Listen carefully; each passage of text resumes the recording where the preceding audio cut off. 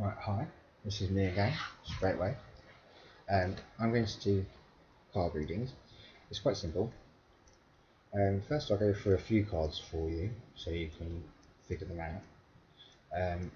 The 2 is contemplation. It's basically a man looking at his globe. He's got 2 staffs, he's holding onto one and one's behind him, and he's looking out at the ocean, he's contemplating. So this is the card of contemplation, and also the number 2 means to go. 1 is to win, 2 is to go, 3 is freedom, 4 is for good home, 5 is something lost but something remains, 6 is fixed, 7 is severed, 8 is for luck, and 9 is to know. And that are all the numerology numbers. With numerology, you split all the numbers up, even if it's 100. If you in the 100, sorry, so if you've got 182, it's not 182 add 11, it's 1 add 8 add 2 add 1 add 1. And that's how you get your numerological number. So if you get a big number, you have to chop it all down and add it all together until you get a number between 1 and 9. And that is how you do numerology. That's how you find out an answer to reading. So the first one is contemplation, is thinking. Judgment is to use your own guidance. If this card comes up, you have to think. You have to know in your heart what.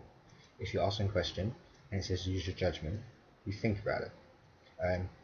If, however, you're talking about someone gone and judgment comes up, then this person is following you. It's a spirit, because you see in the picture these people have come out of their graves and they're worshipping this fairy or an angel above with a trumpet.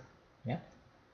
So it depends on what you're reading, for who, and what the question is, to know what these cards mean. But this is judgment. So, and judgment is the number 20. So that is to go. Remember that. This is overlooking something, and this is the number 3 of Pentacles. It's like someone's overlooking your work and saying, yeah, you're free to go. It's a good work. It's good work. Yeah. 3 is a good number. It means freedom. Freedom of speech, whatever you want to call it, depending on obviously what you're reading. I'll pick another one. This is an end to another beginning, so it's a 10 of swords. 10, you take the naught off, and that's 1 to win, so that's 1 win. Yeah. When an end to a new beginning doesn't necessarily mean death per se. It just means an end to one part of your life and a beginning to another. So maybe you've gained something after a loss, or you've lost and you've gained. So that's where that comes in. It's also where the 10 comes in. This is a fairy gift. Yeah. This is looking at everything you have.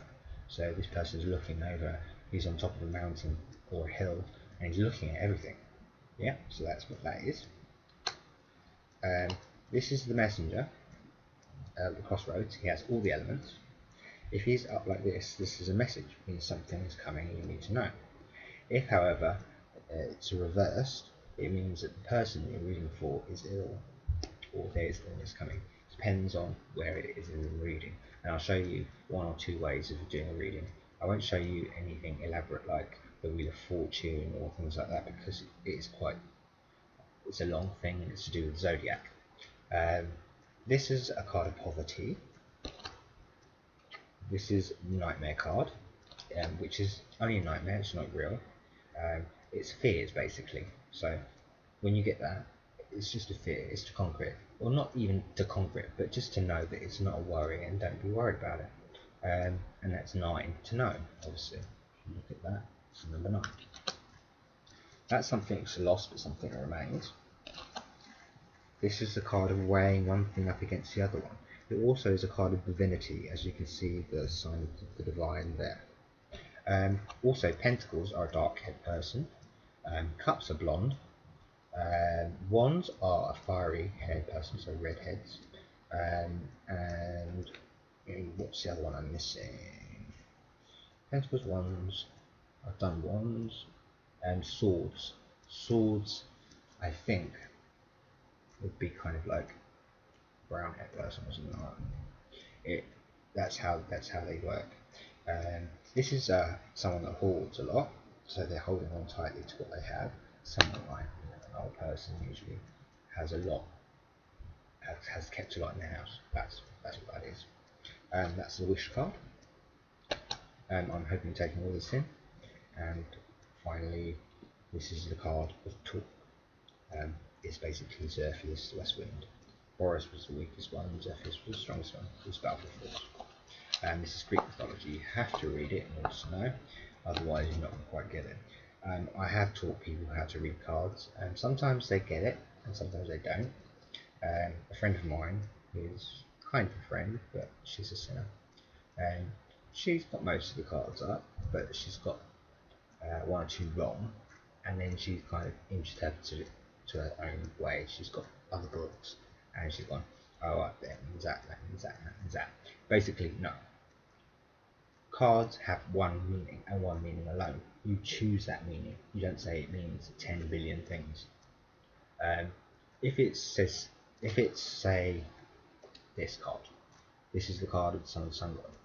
It's basically loss, but gain. So you have to fix something in order to get it, and then you get fruition, you get something good. If this says about relationship, it means that, well, that you have to get your relationship back. It's not saying go and follow another relationship, it's trying to fix it.